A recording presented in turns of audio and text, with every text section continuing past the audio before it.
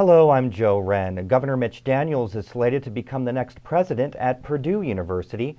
He'll take over for Franz Cordova, who is retiring at the end of the month. A source close to the governor confirmed the news Tuesday. Daniels' office and the Purdue administration have not commented. Rumors have swirled for months that Daniels was a top contender for the position. Daniels repeatedly denied that speculation. When WTIU asked Daniels about Purdue in May, he said he had not been making plans for after he left office. Nashville officials say they're concerned the town's noise ordinance is outdated. So as WTIU Stephanie Kushner reports, they're changing it to make it more user-friendly. The Nashville Town Council and Noise Committee are working on a new noise ordinance to better define what level is acceptable within city limits.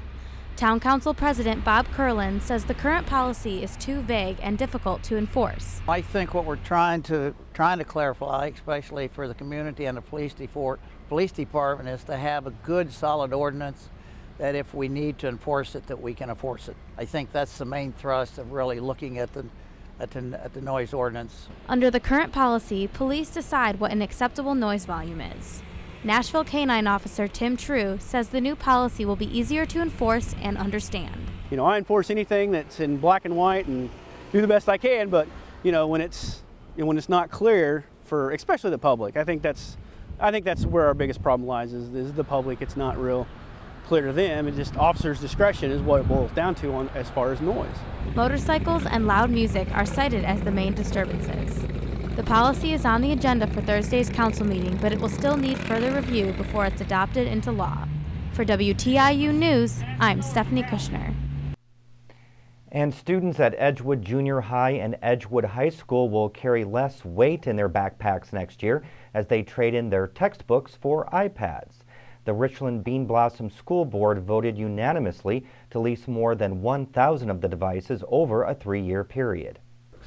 It's definitely not mainly for textbooks. In fact, we call that kind of the introductory level. If you can't think of anything else to do with the iPad as a teacher, start with a digital textbook.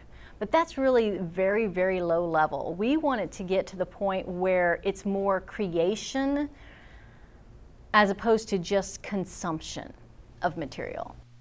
The iPads cost the school board roughly $500,000.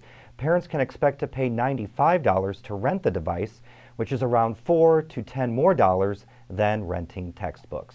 And now checking the weather forecast for tonight, clear, lows in the high 60s. Tomorrow, sunny conditions continue with highs in the mid-90s. For WTIU News, I'm Joe Hren.